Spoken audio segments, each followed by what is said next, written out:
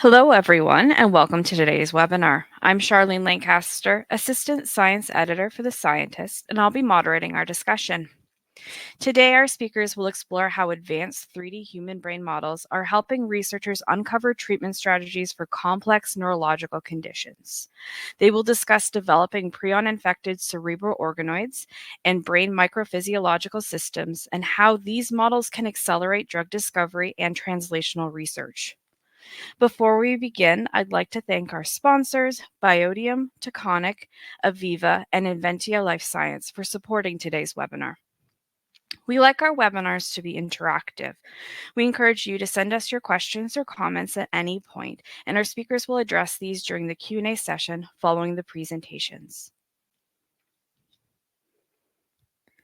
To ask a question, simply click on the Q&A tab and type your query into the question box located on the right side of your screen.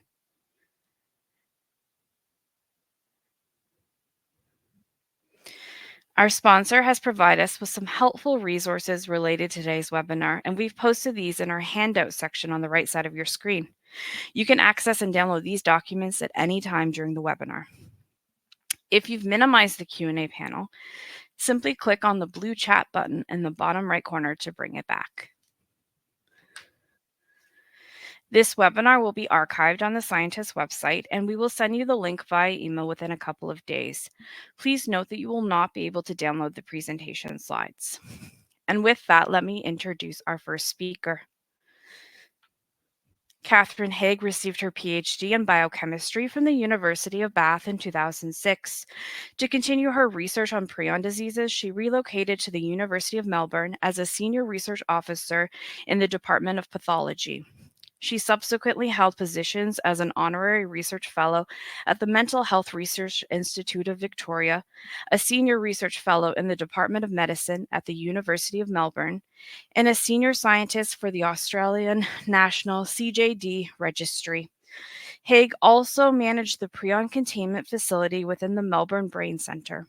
In 2017, the National Institute of Allergy and Infectious Disease appointed her as a tenure-track investigator at the Rocky Mountain Laboratories and promoted her to senior investigator in 2025. Let's make sure your slides are up and running. Okay, Cathryn, take it away. Hello everyone, thank you very much for tuning in. Today I'm going to tell you a little bit about some of the work we have been doing using brain organoids as a model of prion infection, and particularly in the context of bridging the gap between animal to human research. I'm going to start with a little overview of the talk, an introduction to prion diseases for anyone who is not so familiar, and an introduction to the organoid model that probably these days doesn't need that much introduction to. We've heard a lot about organoids over the last few years. I'm then going to take you through the development and the validation of the prion model and how we have been applying it to treatment paradigms. I'll then wrap out with conclusions and tell you a bit about our future projects. So prion diseases affect humans and animals. The animal diseases include scrapie in sheep and goats, bovine spongiform encephalopathy in cattle. Some of you may remember that being dubbed mad cow disease by the press. Also chronic wasting disease that you may have heard about, that affects cervids and has been spreading quite rapidly through North America. All of these diseases are infectious and transmissible amongst the animals. BSC was actually very unfortunately transmitted to humans through contaminated foodstuffs also. Human prion diseases have three etiologies. I alluded to acquired through infection, and variant Creutzfeldt-Jakob disease was the disease that emerged from, unfortunately, the contaminated meat. There's also iatrogenic Creutzfeldt-Jakob disease that has occurred due to blood transfusions, occasionally contaminated instruments, fortunately extremely rare. And then we have this disease, Kuru, which was a disease of the Fori tribe of Papua New Guinea, and it transpired that it was being transmitted person to person through ritualistic cannibalism. Fortunately, we believe that's an extinct disease now. By far the most common form of these diseases is sporadic. That's very similar to Alzheimer's disease, in that, most cases we don't know what caused it. There's also a hereditary component where a number of mutations within the prion protein gene cause certain diseases to emerge. The average age of onset is around 65, but it very much depends upon the disease. It's certainly around 65 for CJD, but fatal familial insomnia is often late 40s. Traditionally, these diseases have been very difficult to diagnose. There's a great deal of symptomatic overlap with other diseases, so clinicians really have to work very hard to make sure that they're not accidentally overlooking a treatable disease, because unfortunately these diseases are always fatal. They are incurable, and we have very few management strategies other than keeping the patient comfortable. There are various hallmarks of disease, and these are important for developing our model. The classic is these holes that appear within the tissue, the spongiform change within the brain. And in fact, the alternative name for this family of diseases is the transmissible spongiform encephalopathies. Another hallmark is deposition of misfolded prion protein, and this can be diffuse or it can be plaque-like, and it's usually present. And there's also astrogliosis. These pink cells here are astrocytes, indicating a neuroinflammatory component to these diseases. I said sporadic CJD is the most common. Sporadic CJD actually has a number of subtypes. It's a whole family of diseases in its own right. The two that I'm going to talk about today are subtypes MV1 and MV2.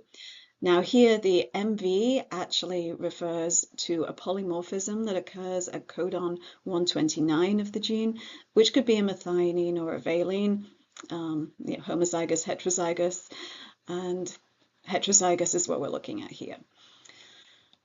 The mean age of onset between these two types of prion disease are around about the same. Where it starts to really vary is the clinical duration.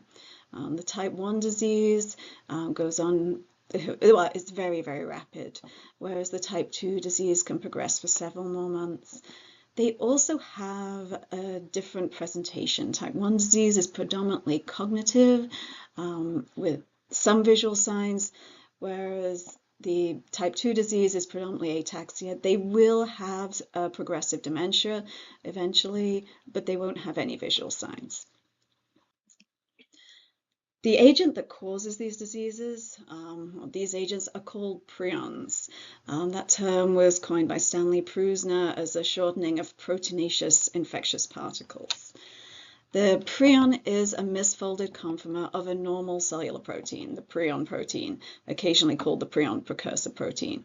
And that's a predominantly alpha helical protein with a couple of glycosylation sites.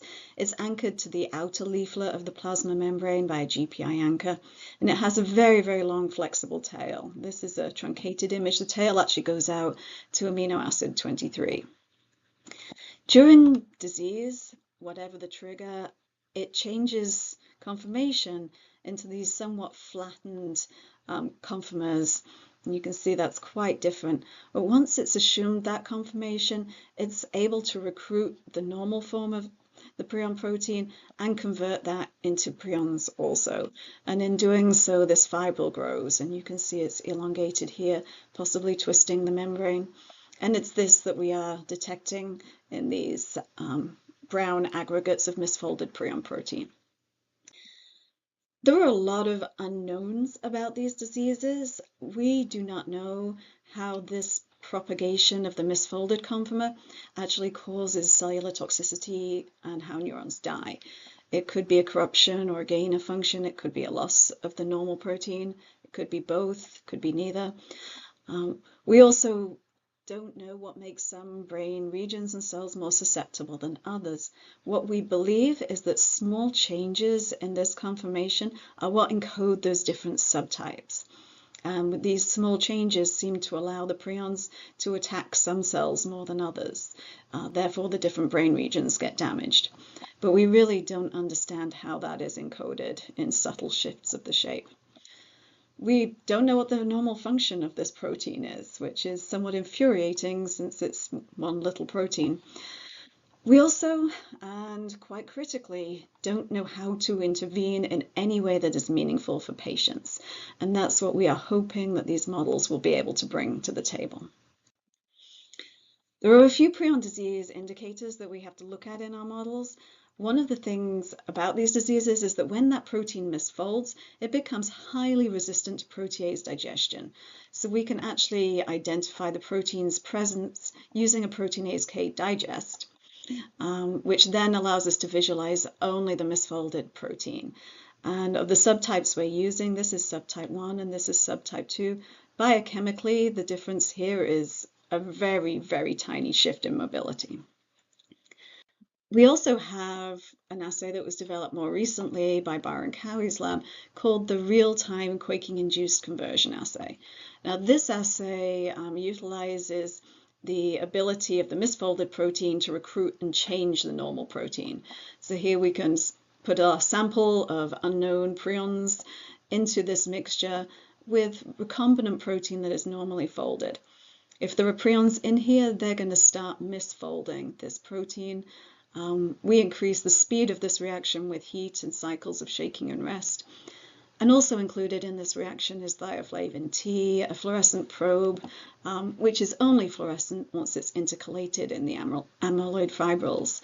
So as more prions are produced, we get a greater fluorescence readout, and that's what you see in these curves here. This assay is incredibly sensitive. It will actually detect the presence of prions down beyond where they are actually infectious to humans or mice. So the human cerebral organoids, again, I imagine you've heard a lot about these. They've been around for quite a few years now.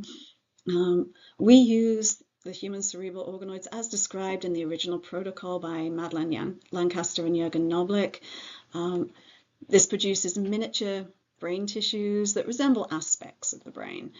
The ones we make are grown from induced pluripotent stem cells. This is very ethically appropriate for our work because all of our donors can consent. The organoids gradually populate with cell populations that would be found in the cerebral cortex, including neurons, astrocytes, and oligodendrocytes. And the protocol we use, as was described in 2014, hasn't really changed very much. This was the original description of it, but it's now available in kit form from Stem Cell Technologies and has effectively kept all the steps the same. There are a couple of things we do differently. We use conical flasks on an orbital shaker, but otherwise pretty much the same as the original protocol. This is what they look like at 10 days old. You can see this beautiful structure appearing. In the center of these are the most immature cells, with the more mature cells growing outwards. And you can see they get quite large by about a month old, and then they become too big to image under a microscope like this, and they can be around about the size of a small pea. There are obviously pros and cons to any model. This is no different. So in pros, particularly for us, these are completely human cells. So we're now looking at the pathology of a human disease and human background. This has actually become quite important recently as we've identified some pathways, particularly related to lipids, that are actually not doing the same function in the mouse cortex as in the human neocortex.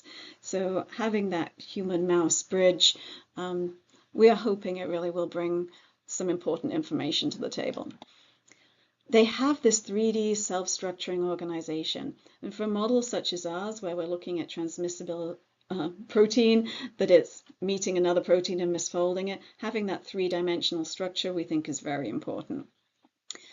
There's the various cell populations. We are fairly convinced that neurons die during disease. They're probably the primary cell affected, but astrocytes, oligos, microglia, they all show signs of struggling during disease. So we really want to look at this in a bigger picture. One of the pros is that they're pretty easy to manipulate. Anything that you can do in a standard tissue culture, like treatments, harvests, you can do with these. And they have a very long culture lifespan, which is critical for our work. In the cons, they do retain some fetal tissue signatures even after the cells have differentiated really as far as they can go, a couple of genes that aren't turned off. They also do lack cell types that are not made from neuroectoderms, such as microglia, and they have no blood-brain barrier. Now, there are numbers of groups out there that are looking to rectify this and create these models that do have microglia and do have a blood-brain barrier. Of course, in doing that, you make the model even more complicated. And we do see batch-to-batch variability. That's something we really do have to take into account, that we need to know that these changes are reproduced in multiple batches. And it is fair to say that they are time-consuming and expensive, especially if you're going to keep them alive for a year like we routinely do. So in terms of the model development for prion disease, we wanted to create a model of prion infection that modeled what was really going on in human brain tissue. There are a number of considerations in doing this. The cellularity of the organoids, I just said that we think cells that aren't neurons are critical too, so we wanted the organoids to have really as many cell populations as they could before we get to the point where we infect them. Based on the work from Jürgen Noblich's group, it seems that almost all of these organoids have populated astrocytes and oligos by 5 months old. So that was the time we selected to be our time of infection. There's also the method of infection. There's actually a number of different ways to infect, particularly animals with prion diseases. We opted for the simplest. We simply included human prions from CJD brain homogena in the media surrounding the organoids and incubated them together. We then had to consider the time frame to detection of an established infection. That was a little bit more difficult because we tend to assume that in a human, the disease must have been progressing for quite a long time before that human gets sick. So for this, we just monitored the metabolism of the cultures periodically, and our harvest points were really defined when the metabolism started to change. So what we found in setting this up is, of the hallmarks of prion disease, we do see prion deposition. And you can see this is the brown staining again here, the little clumps. This isn't as defined in all organoids. Some, it's very difficult to tell whether it's there or not. But we do see prion seeding in all organoids, and we see it increasing during the time of infection, which suggests that they are propagating through the tissue. And these are the RT-quick curves and the SD50s for the MV1 and the MV2 infection. SD50 is sort of analogous in this technique to an LD50. We see some astrogliosis. Now, this isn't pronounced in all of the infections. It really is there in human brain. But if we allowed them to go a bit longer, we might see more of it. What we do see also is changes in cytokine secretion. In the context of these organoids, there's no microglia, so this is likely cytokine secretion from astrocytes.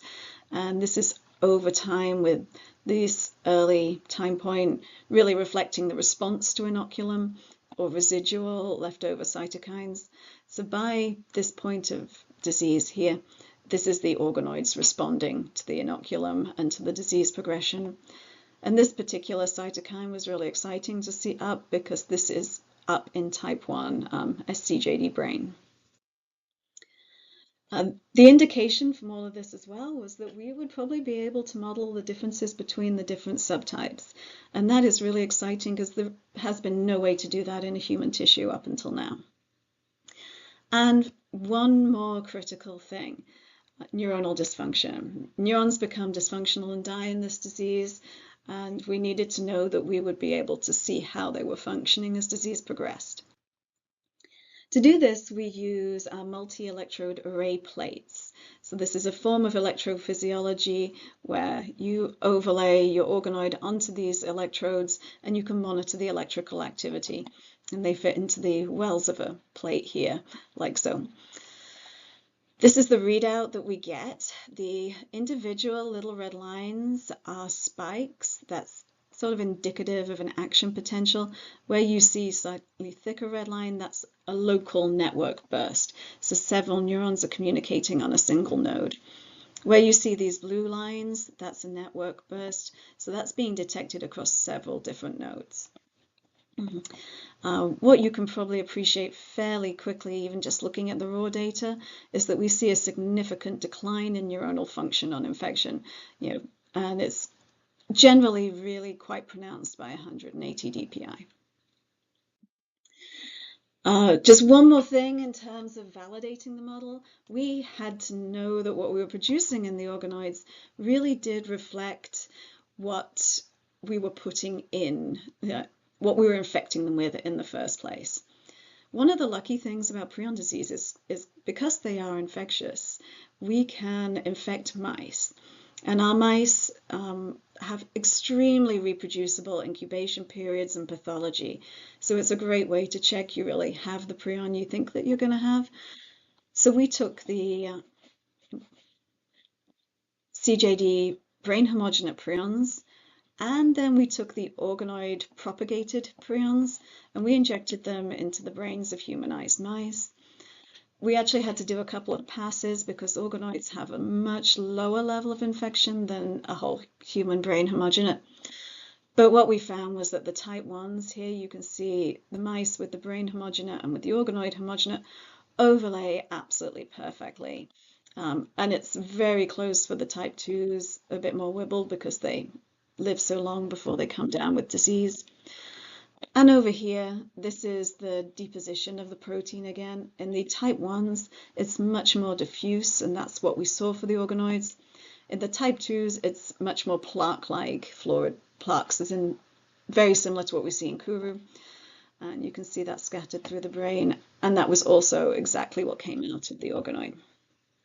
So this was very good news for us. We have a model that is showing some of the aspects that we would want to model of prion disease, and it's staying true to the original infecting prion. So now moving forward to what we really want to do with these organoids and investigate what kind of compounds might stop the propagation of disease and restore some quality of life for the patients. For prion diseases specifically, there are a number of approaches to drug development. You could target the normal protein, the cellular prion protein. This is a really promising strategy. The reason being, we know that that protein is an absolute requirement for templated misfolding. So if it's not there, the template is gone. Another aspect is to target the misfolded protein, reduce it, get rid of it, clear the brain effectively, or to prevent the binding of these two. If you can interfere with the interface, you'll stop the formation of those fibrils. Another option is to target neurodegeneration. Since I said there's a lot of unknowns and we don't know how the neurons are dying, that's not been really an upfront strategy. And then on top of this, can we restore neuronal function? So when you're treating someone with dementia, the question is really, is it enough to stop the disease? Wouldn't you want to give them an option for some quality of life? My feeling is that we may need to use more than one of these avenues to really make significant headway. But for starting out and demonstrating the utility of the model, we turned to pentasen polysulfate. This is the quintessential anti-prion drug. It does stop the propagation of prions in culture, and it's extended the lifespan of mice by, I want to say it's 140%. So that's a lot. And I'm sure you're thinking, well, if you've already got a cure, why are you looking for more? This isn't a cure. Unfortunately, it's not blood-brain barrier permeable. So for use in humans, and it's been tried, it has to be injected directly into the ventricles. So it's sort of a constant pump. It's unpleasant, obviously, for patients and family. When they did do these studies, there were a few patients that did seem to live longer. One in particular, I think, really exceeded expectations. But what there really wasn't any evidence of was improved quality of life or function of these patients. That said, that's not going to stop us trying it in our model. We don't have the issue of the blood-brain barrier. That might be a negative thing in terms of a more complete model, but in terms of an assay like this, it works for us. What we did was we came up with two treatment paradigms. One we referred to as the therapeutic paradigm, where we started treating before we infected the organoids. Then we kept treating throughout the infection and for a brief while after.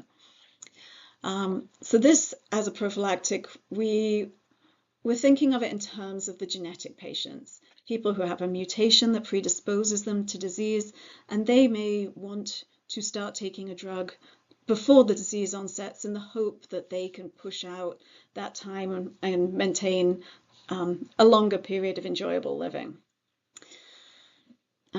I should probably mention that in prion disease, there are a number of, particularly the most common mutations, that are almost 100% penetrant, and this is an autosomal dominant disease.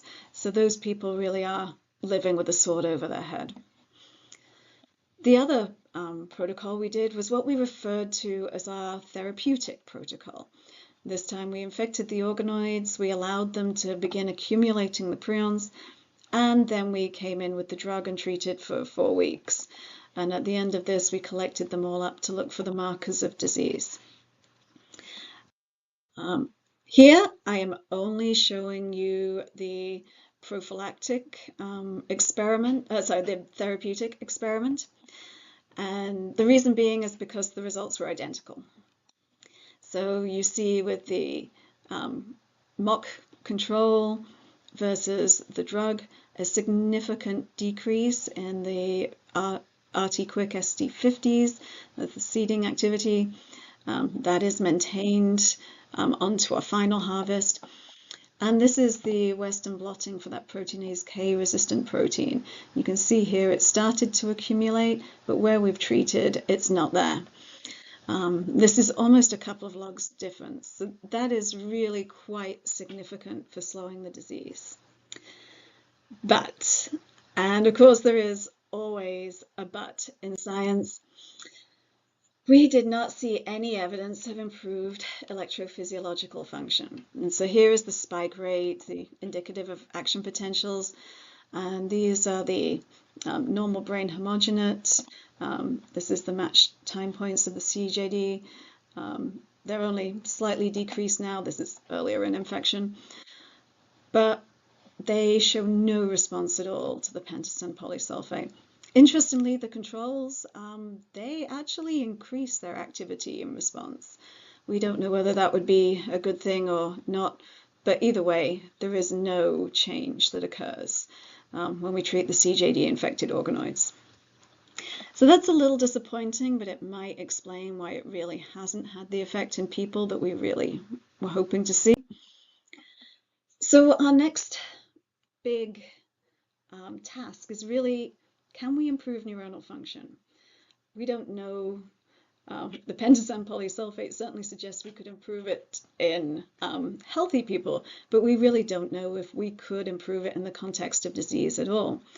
And so Katie Williams actually came up with this plan to supplement neural progenitor cells that should then be able to infiltrate the organoid and repopulate some of the neurons to see if that could actually restore some of its function.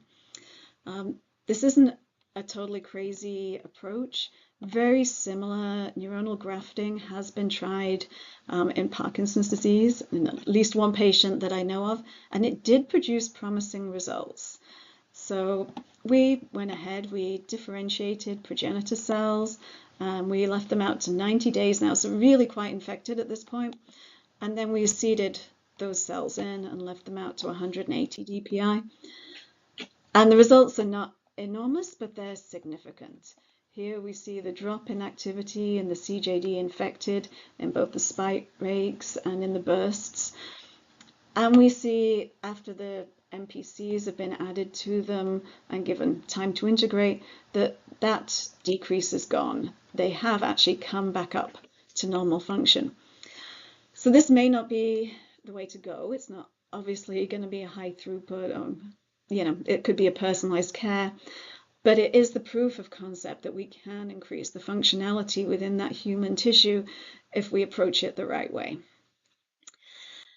So, in conclusions, I hope I have shown you that human brain organoids faithfully model aspects of human prion diseases, and therefore we can use them to monitor both prion infection specific markers and how these change during disease, but also the neuronal function.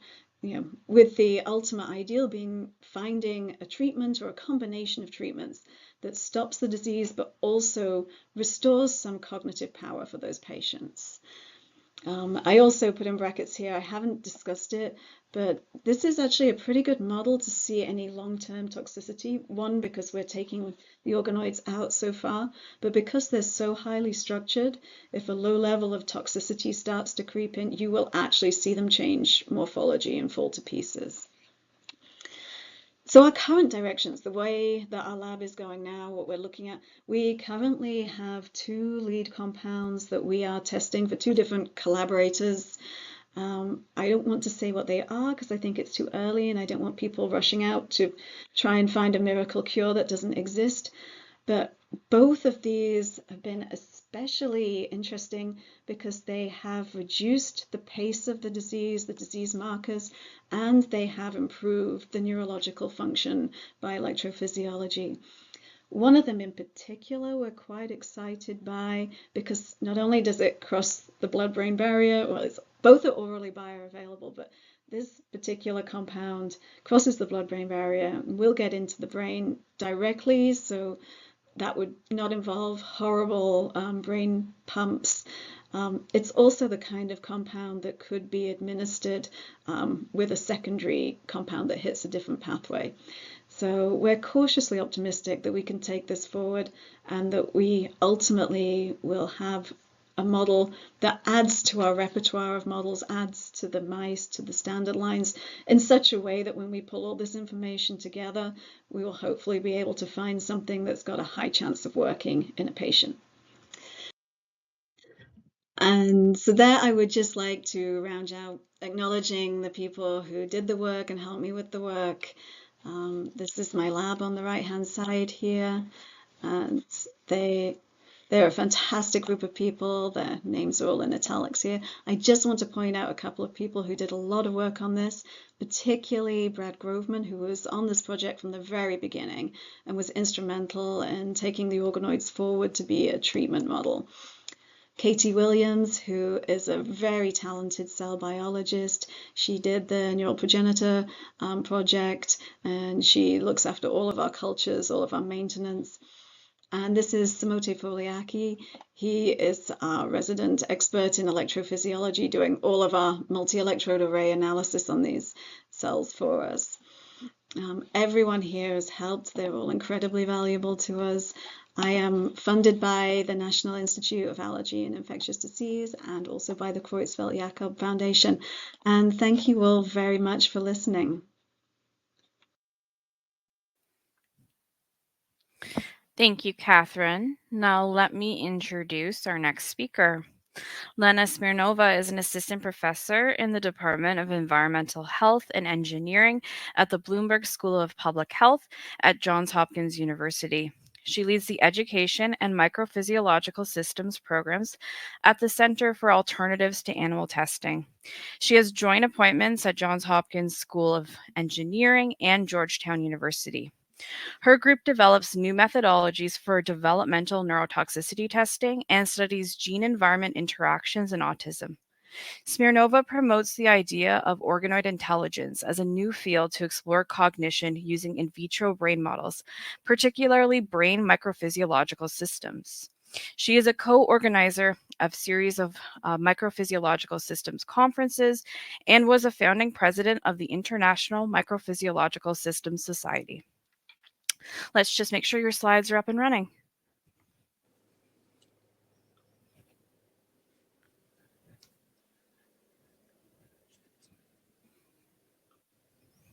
Okay.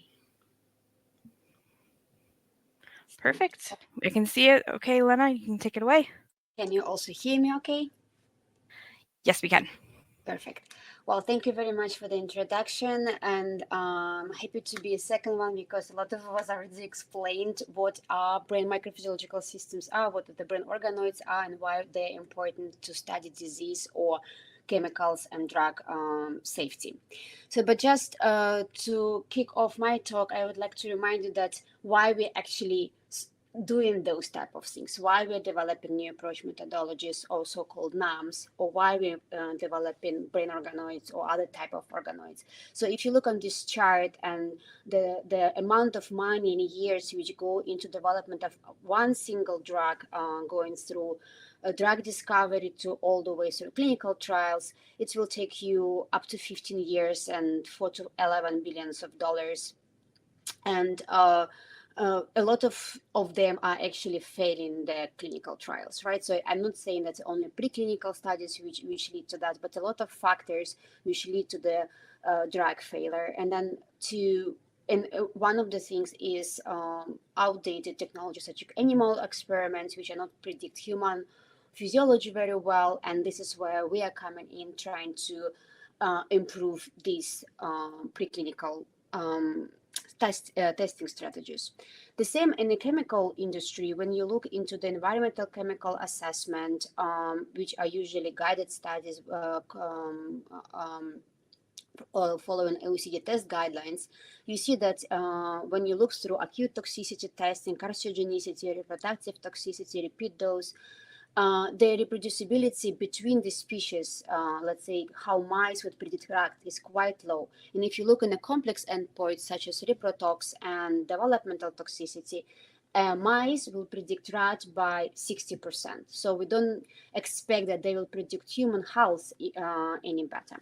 So that's why it's understandable that NIH and FDA are putting forward roadmaps how we can tackle this problem and then bring new approach methodologies on also in silico models, AI tools to help to overcome those challenges and have more safer testing, safety of chemicals and drugs with faster, more predictive models and less of the cost.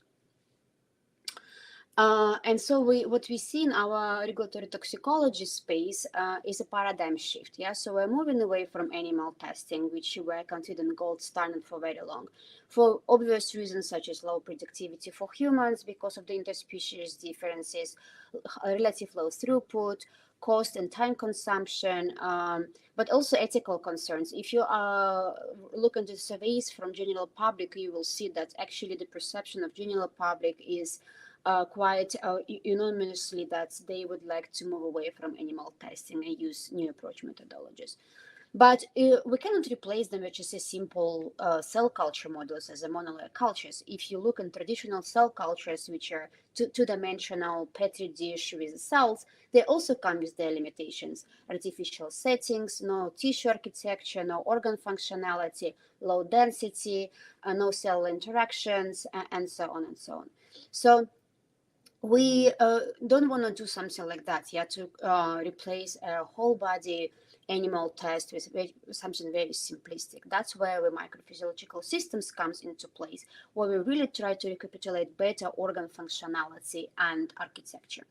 So the microphysiological systems is an umbrella term, right? So it's organoids, 3D cultures, body on a chip, organ on a chip. So for example, one of the first organ on a chip was lung on a chip developed by this institute in Harvard. And when they showed that the lung on a chip is like a small device in size of the USB stick, and where you can culture lung cells, for example, and you will have also perfusion, air circulation, blood circulation, and also this chip will have this movement as the lung, mimicking the breathing of the lung. So what is the main two aspects of microphysiological systems is organ functionality and architecture. Yeah, so we can recapitulate that much closer what is happening in vivo with these type of approaches. And as was already mentioned during my introduction, we also created a Microphysiological Systems Society, and we also created a series of conferences on microphysiological systems, and initial 3 years were supported by NCATS, NIH, and please feel free to scan this QR code if you would like to attend our next event, which will take place in Washington, D.C. in last week of May 2026. So microphysiological systems is also a field which is quite fast developing. So when we were start working on that, we had most simple organoid models, or like one organ on a chip at the same time. But now we see how people are developing multi-organ on chip, where you can have, for example, liver to metabolize, liver to excrete, a lung to admit through the breathing, and heart to pump the blood circuits. And we can also have vascularization. So a lot of work is done to make our organoids vascularized and perfused. So it's even more physiologically relevant what we are modeling. We bring immune competence in our organ-on-a-chip or organoid models. And it was mentioned in previous talk. And also I will show you how we incorporate microglia in our brain organoids. And also most of those models are derived from induced pluripotent stem cells or human donors tissues. So we really can tackle diversity and different ethnic diversity, but also comorbidities and diseases. And if you would like to know more what path forward using those microphysiological systems, we recently published in a review article summarizing what are the main developments and challenges in the field of MPS. So, but today we'll be talking what we are doing in the lab, and this is also brain microphysiological system on the neural organoid derived from induced pluripotent stem cells. And originally this model was funded by NCATS, NIH, and we developed that also about the same time as a Lancaster model, but with difference that originally we were developing this model to use it for toxicity testing. Therefore, standardization and reproducibility was the key for us. So we sacrifice certain complexity of cortical layers, for example, in the model, but we know that we have quite reproducible and standardized model, like in terms of the shape, size, and cellular composition, right? So you can see that we have neurons in our model, and we have different types of neurons: excitatory, inhibitory neurons, dopaminergic neurons. We also have quite good number of oligodendrocytes, and myelination, which is difficult to model in vitro, also in 3D cultures. And I want to point out that these cells are present already at 8 weeks in 3D cultures. So our model maturates a little bit faster than other models, which allows our students to graduate faster. Astrocytes, we have ratio between neurons and glia cells about 1:1. So this is the physiological ratio, how you can find it in human brain. And as I already mentioned, we try to keep this model standardized, so batch to batch standardization, experiment to experiment standardization, and reproducible. We produce them in big quantities. So in 1/6, we use shaker to produce those brain organoids. And in 1/6 whole plate, we have up to 4,000 organoids per plate. And obviously, since it's from pluripotent stem cells, we can use different genetic backgrounds and study different diseases and genetic comorbidities. And so this is the workflow which we are pursuing in our lab. So we are getting our iPSCs from skin cells or blood cells from different individuals, covering different sex differences, genetic backgrounds, and disease backgrounds. We reprogram them to induce pluripotent stem cells and then differentiate those stem cells into neural organoids. But the key focus of our lab is not only genetics, but also the environment. So we are really trying to understand how genetics, sex, and environment interplay together, and how environment can contribute to the disease development or trigger the disease development. So we call it gene-environmental interactions. And so by doing so, we look into diseases such as autism, spectrum disorders, Alzheimer's disease, or we also look into rare diseases such as SYNGAP, intellectual disability. So, and today I will briefly touch on how we use this model for developmental neurotoxicity testing, how we can use this model for biomarker discovery for certain conditions and diseases, and how we can model G by E or gene-environmental interactions in autism.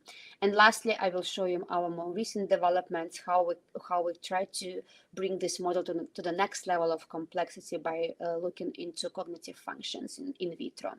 So basically, we are talking here not only about the brain microphysiological system, but also about the brain micropathophysio systems. So when we think about developmental neurotoxicity testing in vitro, the consortium of DNT came with this paradigm of covering key events of neural development in the system, and then with different in vitro assays. And if you can assess all those key events, such as proliferation, apoptosis, differentiation, migration, synaptogenesis, neurite outgrowth, myelination, and neural network formation, you can predict the chemical toxicity with this in vitro model, so which helps you to prioritize and do the first screening, if you wish, before you make a decision to move to animal or make a decision that chemical is safe. So, and recently these key events were tackled in in vitro test battery, which is covered in 17 different in vitro assays. But what human MPS model of human neural organoid can give you is all those key events in one model. So instead of using 17 different assays, different cell lines developed in different labs, we are really trying to tackle them all in one system. And to accelerate this process and further standardize this process with the finding from EPA, we are developing reporter lines. So we would like to follow the different lineages during development of the astrocyte, neurons, oligodendrocytes, but also following the synaptogenesis by just using CRISPR-Cas9 technology in introduction of a fluorescent tag beyond the promoter of certain gene. Yeah, so for example, we have already neurons, oligodendrocytes, and synaptic markers, and we are working currently on astrocytes and postsynaptic marker. And Carolina Romeo and Ififi Tang, which are working on this, we call it mini brainbow project. Here, just an example how we did it for oligodendrocytes. So here in green, you see oligodendrocytes, mature oligodendrocytes, which express PLP, GFP, which is the green fluorescent protein under PLP promoter. So we can follow the morphology of oligodendrocytes over the time of differentiation, and we can also look into colocalization with axon marker neurofilament. And you can see beautiful oligodendrocytes inside the organoid and the controls, and when we treat them with demyelinating agent, you still see a lot of green, right? So you still see a lot of the oligodendrocytes, but if you zoom in, you see that all the processes are perturbed because this is a chemical which really demyelinates and not necessarily killing the oligodendrocytes. So showing also how important it is when you have a reporter line to do high content imaging to quantify the effects rather than just measuring overall fluorescence intensity, which can be misleading. We also use these brain organoids to predict extracellular vesicle-based messenger RNA biomarkers.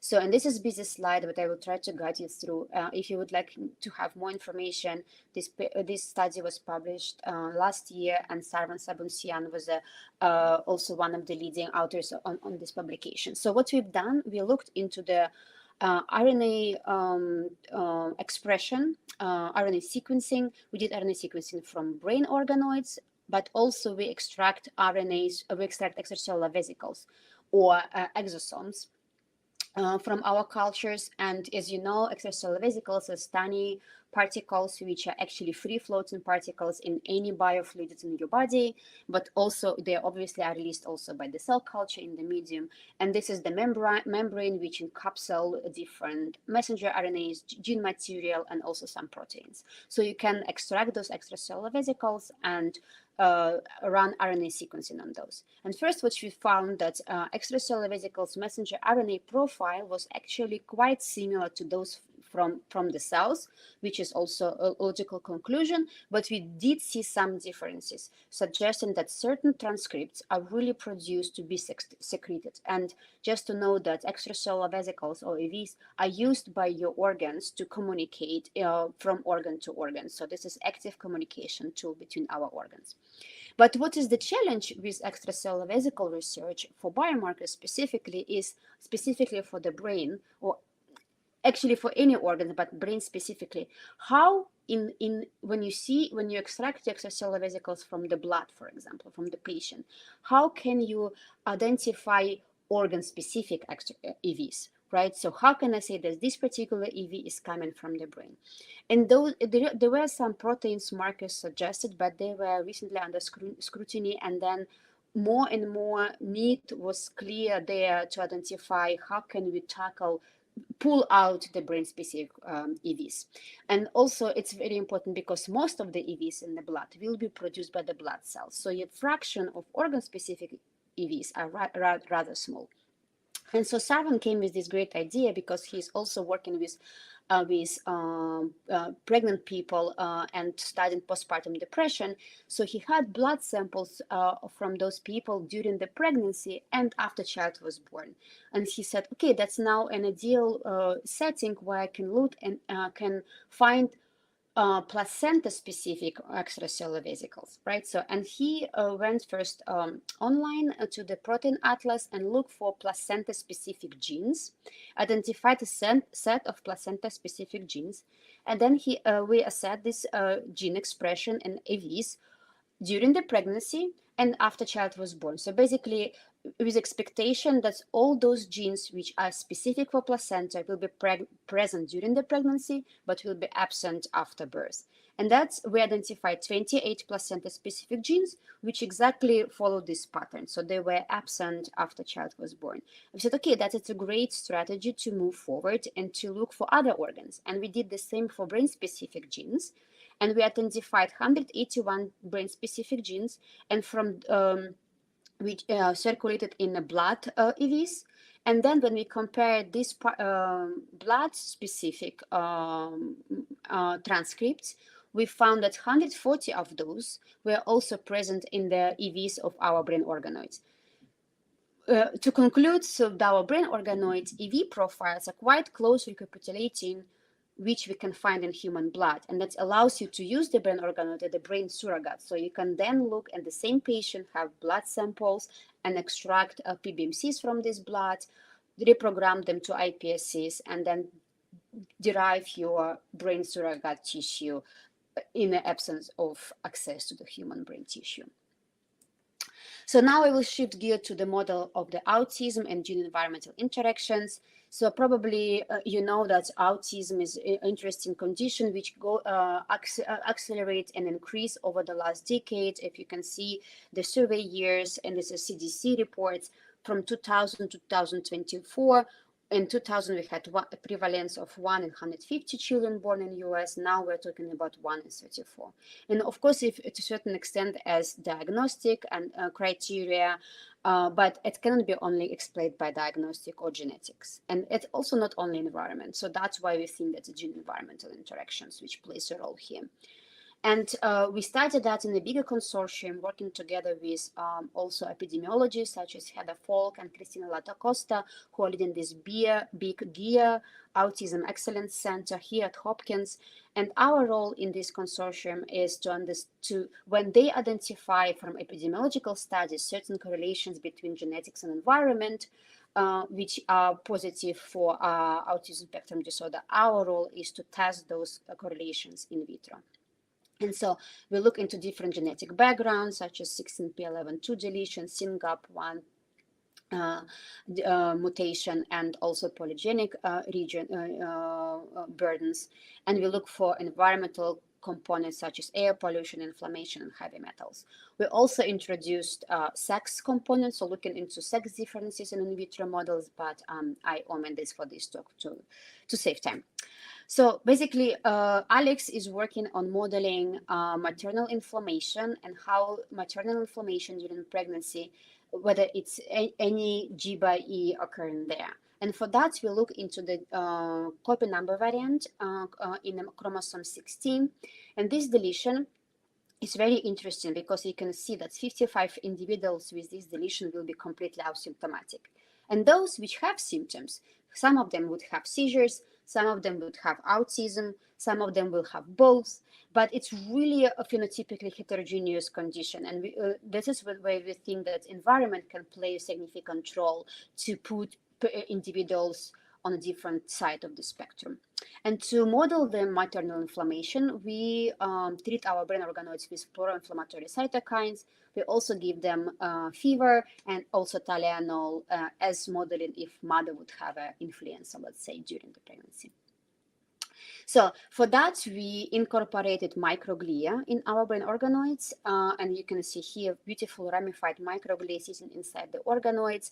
And this paper was recently accepted, so should be out soon, where we describe the protocol how to incorporate microglia reproducibly with a long-term survival throughout the entire differentiation process. And so what we done here, we have 6 different cell lines. 2 of them are control lines with no autism, no seizures. And one of them is female, one of them is male. And we have 4 male cell lines, which is 16p11 deletion. One of them is from patient with autism. One of them is from patient with autism and seizures. One is only seizures, and last one is no autism, no seizures. And then we incorporated the microglia. For now, we have only microglia from the control line, but Alex is also working to incorporate microglia, which is specific for the cell line. But for now, just to keep in mind that all the microglia in our system are actually control microglia. So, and then we differentiated the brain organoids from all those 6 lines, and at 2 weeks of differentiation, we treated them with pro-inflammatory cytokine mixture, and then we gave them Tylenol and fever. And then 3 days later, we collect the samples to run RNA sequencing and image analysis. I will show you only briefly the results from our imaging to save time. So what we looked at is, in particular, is microglia morphology, and we look into microglia area, ramification of the microglia, as well as intensity of CD68, which is the also inflammatory stage of the microglia. And you can see that we do have a cell line specific changes. Interestingly, the cell line with autism didn't have any response to any treatment. So the question is whether it's it's a technical issue or it's phenotypical change. So we're exploring that further. But you can see, for example, that CD6 intensity increase was in 16p11.2, but not in the control line. So we do have some cell line specific differences here. In the last couple of minutes, I would like to guide you through our next goal, so to say, how to make these in vitro models even more complex. So I showed you how we can study cellular changes in those cells, how we can study genetic changes or transcriptional changes in those models. But really, what a caveat of any in vitro model would be, or what your review number 3 will ask you, you need to show your behavioral changes, especially if you're looking in neurological diseases such as dementia or developmental disorders, right? So, and then eventually the logical conclusion, you need to have an animal model to look into the behavioral changes, or look how you can address learning and memory. And then we thought, maybe how can we actually use our brain organoid model to tackle those things? Can we do something towards learning and memory in vitro? And this is how our organoid intelligence idea came around. So, and we published a paper in the beginning of 2023, where we described on organoid intelligence or learning in a dish or learning on a chip, as you wish, what are prerequisites to be able to study learning and memory, to model certain type of the cognition in vitro. This work was funded by Discovery Awards at Hopkins and also Surplus grant, and recently received also NSF grant for that work. And we think that it's like a really marriage of 3 technologies as MPS, it's a complex model, in vitro models, which have better recapitulation of brain functionality. We have advanced sensory structures, how we can record and stimulate those microphysiological systems, and we have advanced machine learning models and AI to analyze and process the data, but also build the paradigm around the learning. And so if you scan the blue QR code, you will get to this paper if you would like to learn more, and on the black QR code if you would like to join the OI community and learn what is the state of the art of these technologies. This is where you should go. So we see the applications of organoid intelligence to understand physiology of learning. We know a lot about brain function, but we're still learning and memory and synaptic plasticity. Sometimes is a black box for us. We can also use that to model toxicity, toxicant and drug development, right? So we can tackle those type of assays and also disease modeling. For example, we can have brain organoids from Alzheimer patients versus control and see how they perform learning tasks and then develop those learning task metrics and then compare those conditions. We can also study in brain-machine interface, which is obviously more toward biological computing, where we can have the cells computing instead of the silicon via networks. And we just last week it came out in Nature Communication Biology, the paper where we tackled the functionality and electrical activity and neuronal network formation in our brain organoids. And in this paper, we described in more details the main prerequisite to be even able to talk about organoid intelligence, right? So we looked into synchronized activity and as was already mentioned, so you can see here we can plate brain organoids on those type of chips, and you can see it's high density electrode array. So the density of the electrodes, we have on this 1 millimeter, we have thousands of electrodes, up to 20,000 electrodes. And so it allows us to record from individual cells. And you can see here spontaneous activity in our brain organoids, but also synchronized activity. The every blue line is a bursting of many neurons firing together. We also modulated expression of immediate early genes, which are key for synaptic plasticity.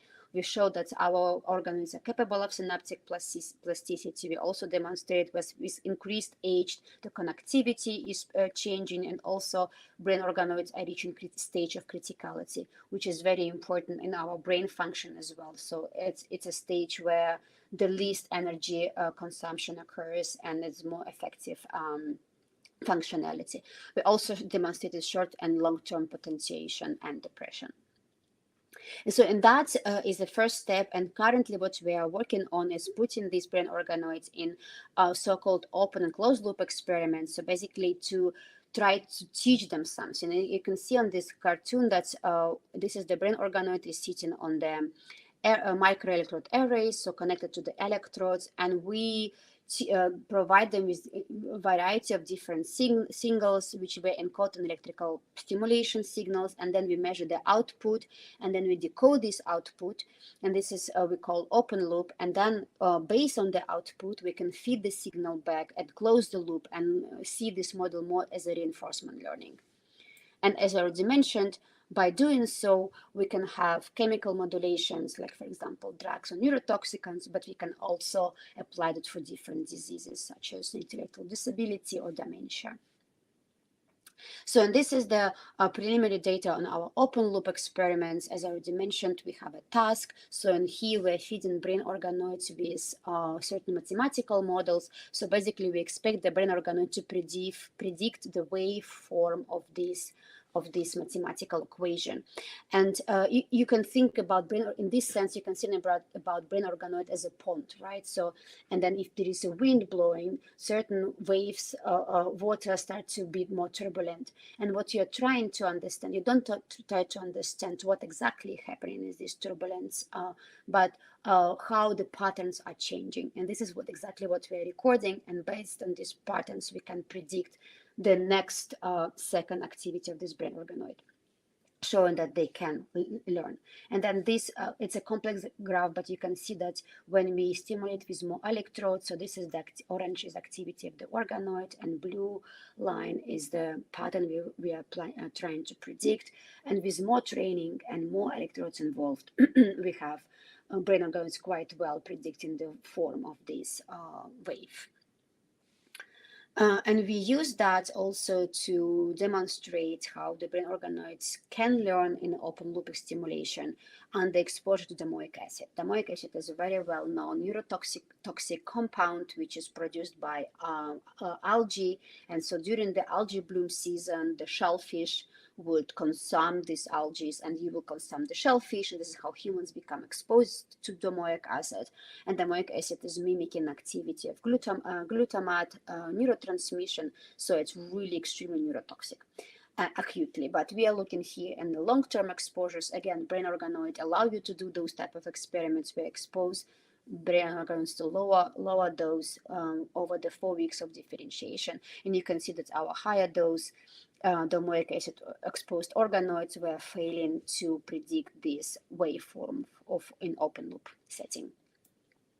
Finally, we also used the brain organoid in the closed loop experiments, and this you can see as a really traditional reinforcement learning in an animal. So we stimulate the brain organoid, and then we record the responses to the stimuli, and we adjust their stimulation based on the response. And then here on this video, you can see that we are training the brain organoid to play the video game. So basically, the brain organoid is sitting in the video game environment. And every 100 milliseconds, it receives a stimuli. And this will be decoded in running or jumping. And if organoid responds correctly, it gets a positive signal back. And if it's, for example, jump when it's supposed to run or crash, it gets a punishment of a white noise, unpleasant noise, electrical stimulation. And so that's help us to teach the organoid to perform better over time. So again, that was already mentioned briefly, that all the models come in with advantages and disadvantages, opportunities and challenges. And just briefly to summarize, it's big advantage that we have induced pluripotent stem cell model. We can model individual variability and diseases. We also can model sex differences, which is a requirement for any animal study. We can also model immune response in our system and intracellular interactions and enhanced neuronal circuitry, which is, we believe, 3D environment and also presence of oligodendrocytes and astrocytes are key for that. The challenges that still remain is not broadly adapted models, these 3D models in general. So especially for neurotoxicity testing, few chemicals have been tested in these type of models. Differentiation time will be longer than in monolayer cultures. So our model, for example, we use between 8 and 14 weeks of differentiation, but you've heard that it can be also 5 months and up to a year to get to certain maturity. It requires advanced handling, starting from handling of iPSCs to also 3D cultures, harmonization between the protocols and between the different cell lines, and a certain complexity of the readouts and endpoints in 3D. So in our lab, we're focusing a lot on the cellular aspect of neural development and key events of neural development, which we can model in our system altogether. And we use high content imaging and CRISPR-Cas9 technology to do so. But we also look into neural network formation, looking into the network connectivity, criticality, also stimulations and short-term plasticity, for example, also under exposure to certain chemicals. But we also move forward to the next step of neural network functionality by looking into open and closed loop experiments to really model the next level of learning and memory in vitro. And I would like to remind you that a more complex model will not give you better results or better outcome if it has a bad quality, right? So it always comes to the quality control and quality assurance, and we properly advocate for the good cell culture practice in whatever model you work with, whether it's simple monolayer cultures or sophisticated 3D devices and microfluidics. The quality control benchmarks of certain acceptance criteria need to be followed to get good reproducible results. So, and I would like to close on with this slide where I want to bring MPS models in a broader picture. Yes, microphysiological systems are fit for purpose for the defined context of use. to meet regulatory qualification criteria, right? So you can develop something which you can study cardiac toxicity, or you can study brain diseases or liver injury and so on. So every individual microphysiological system will be fit for purpose and can be qualified for certain context of use in the frame of FDA requirements. So, and you can use them for preclinical testing, but also chemical screening. But they don't live in silo. We cannot use them much without having a broader prospect of in silico models as well, and using the big data and infrastructure to help to understand the chemical, for example, toxicity mechanism, or even the ADME effects in the body. So that's why we should use them in combination with next generation computational models, and also pharmacokinetic and pharmacodynamic models, PBPK modeling, to really understand better what's going on with the drug and what's going on with the chemical in your body. And we looked at from the perspective of systems biology and systems toxicology, the exposure matters. Yeah, what was the equivalent oral dose in a human? You need to expose the human to see the effect you see in the in vitro models. And also we are building those so-called digital twin, or MPS twin, if you wish, where you try to recapitulate what is happening in a human body in vitro and in silico models. And that all together will let you to develop safer chemicals, lets drug fail rather early, having these more sophisticated models which will help you to save money and time during the drug discovery process. We can use that for personalized medicine and human exposome to understand the entire exposure paradigm which we as a humans are exposed. And that will lead us to safer products, better treatments, and safer people. Thank you very much for your attention. Thank you, Lena. We'll now open the floor for questions. So let's start with Cathryn. Are there any other diseases that this model could be applied to?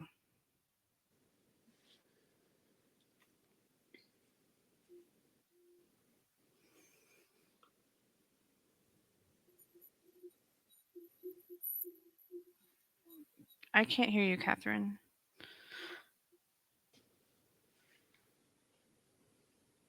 Mm-mm. Okay. Well, you figured that out. I can move to Lena if that's okay, just for a second. Okay, so Lena, what are some of the challenges of implementing such models? Yeah, so that's what I mentioned on one of my latest slide, that I see the challenges from the technical perspective of these models. Yeah, so first of all, for example, you heard today two talks. Both talks use brain organoids, but they're very different, right? So there are a lot of many different protocols. Some are more complex, some more, for example, what Cathryn is using is unguided differentiation. So some groups moved to more guided differentiation, modeling certain regions of the brain, which help to increase reproducibility and reduce those batch effects, what she was mentioning. So we also use some unguided differentiation, but a simpler structure, let's say. But I think the challenges are mainly technical challenges. Yeah, so access to patient material, iPSCs, might be challenging to certain institutions, but having the endpoints, for example, imaging, yeah, a lot of microscope settings and so on were originally developed for monolayer cultures. So now they're all developing their next generation of hardware to be able to image in 3D. So it's all coming. So all challenges are not permanent. People are working to overcome those challenges. And it's also, you should see the model. You see, for example, we don't have blood-brain barrier, right? So that's a challenge, and that's why I think in silico is important, because at least you can model blood-brain barrier penetration in your in silico model before you move to in vitro model. Yeah, so all models are wrong, some are useful, so that's what I would like to say. Perfect, thank you. Cathryn, do you want to try? Let's hear if you can hear you. Yes, we can hear you now. So do you want me to repeat my question?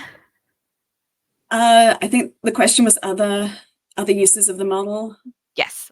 So, Yeah, in terms of neurodegeneration, I think it's more difficult. I think it's probably going to be more utilized for genetic changes associated with that. But in terms of neurotropic agents, particularly viruses, the organoids are actually a great model. Most of the viruses that we've looked at so far, they go into the organoids and produce an effect usually within 1 to 2 weeks, sometimes within a few days. And those viruses, basically anything, again, that can be done in cell culture can be tested on the organoids to do that. So again, the neurodegeneration angle is prions. We're very lucky that they're transmissible, and I'm sure people are looking at things like MSA in a similar way. But I think those models are going to be a lot more complicated. Great. And Lena, what are the ethical concerns in using complex in vitro brain models? Yeah, that's a great question. And there is a lot of discussion and debate when we bring the terms like such cognition, for example, learning and memory.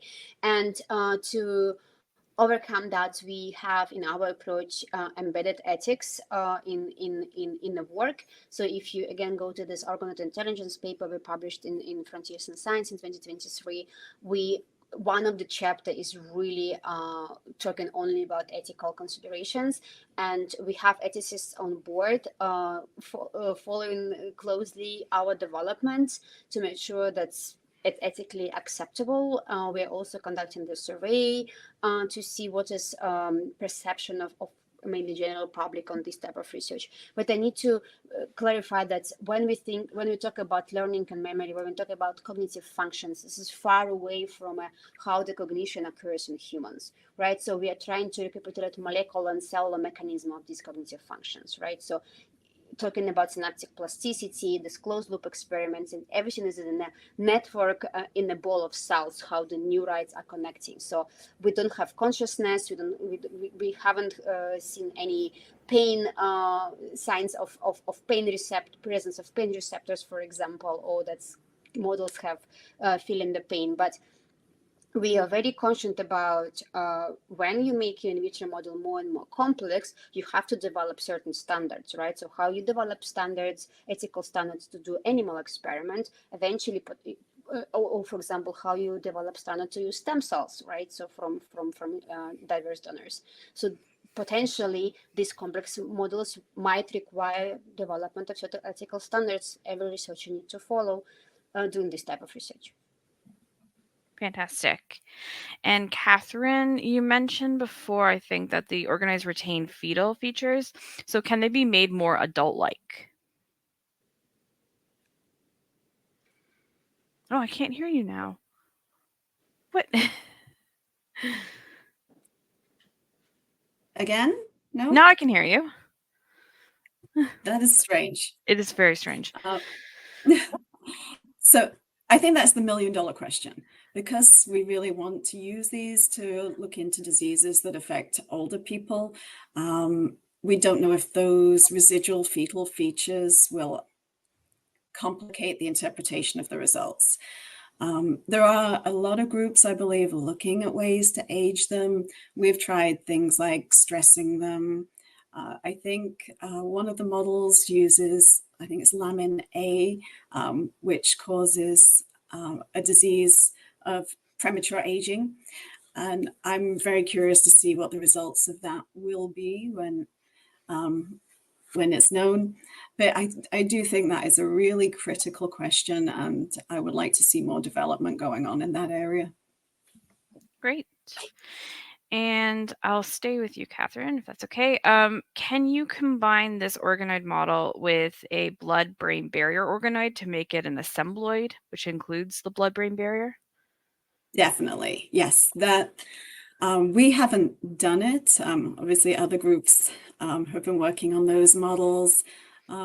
What we have done so far is kind of done a 3D bioprinting blood-brain barrier with the organoid on the opposite side, partly to look at drug diffusion through with and without disease there.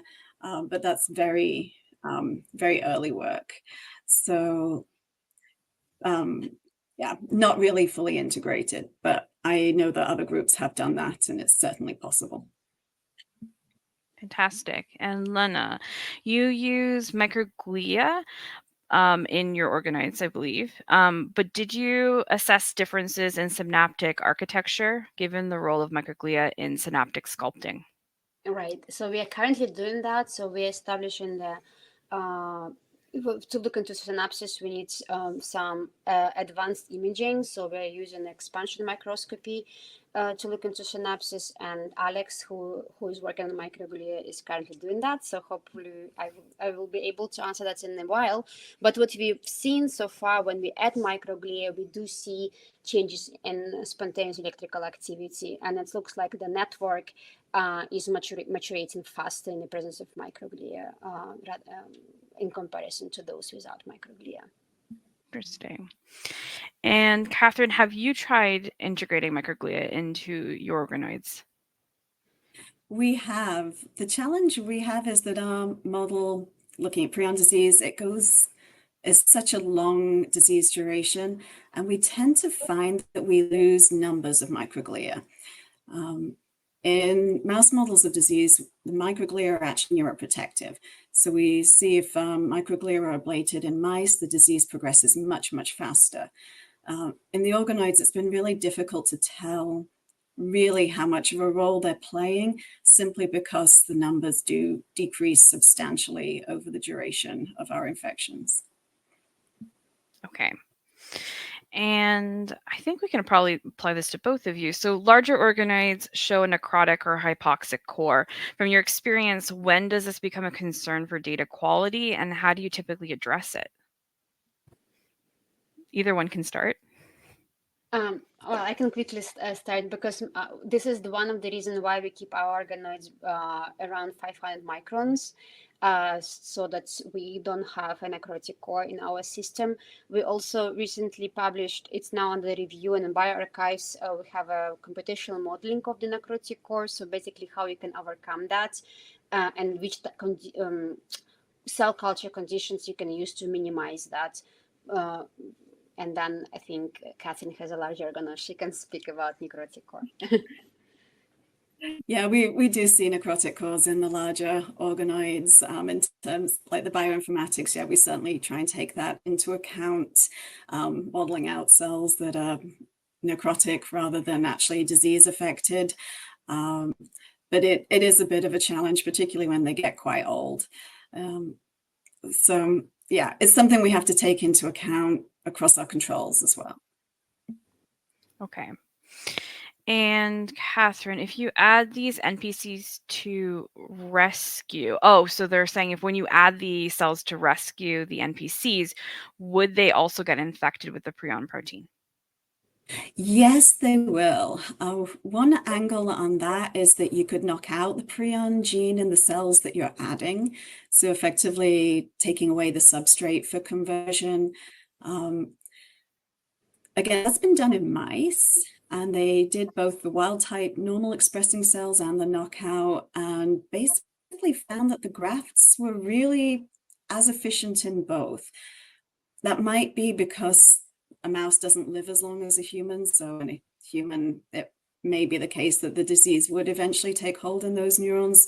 Otherwise, it could be because the neurons are younger and older cells are more susceptible, but we really don't know. But certainly, I would expect eventually those cells would become infected and would also become dysfunctional, unless we knock the gene out. Okay. And Lena, how do you expect the development of quantum computing and the future ability to create sophisticated simulations to affect the need for organoid research? Wow.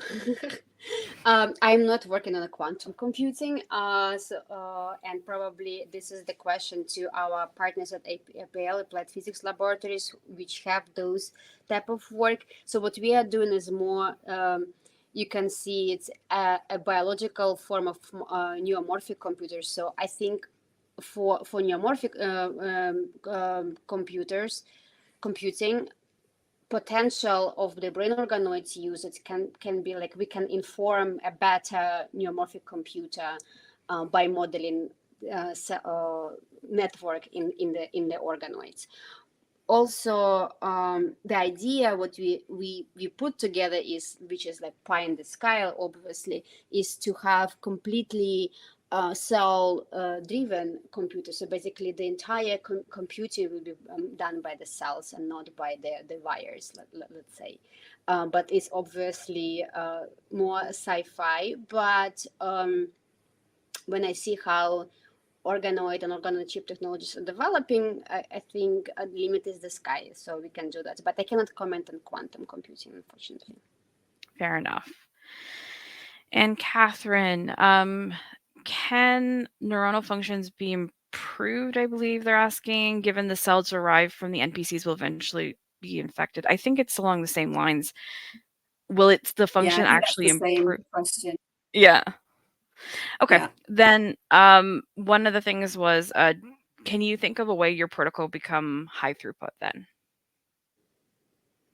For prion diseases, I don't think we could ever go high throughput because it is a human infectious disease and it's incurable. We have to handle all of these cells in a contained environment. It's also very difficult to decontaminate. But I think for almost any other disease, you should be able to increase this to a really high throughput technology, particularly for drug screening. Wonderful. Well, thank you both for that discussion. Thank you. And with that, we've reached the end of today's webinar. I'd like to take this opportunity to once again thank our webinar sponsors, Biodium, Taconic, Aviva, and Inventia Life Science, and our speakers, Cathryn, Haigh, and Lena Smirnova for sharing their insights. Thanks to all of you who joined us today and participated in the discussion. Remember, the full recording will be available on the Scientist website soon, and we'll email you the link. Follow the Scientists on social media to stay up to date on future webinars and events. Thanks again, and goodbye.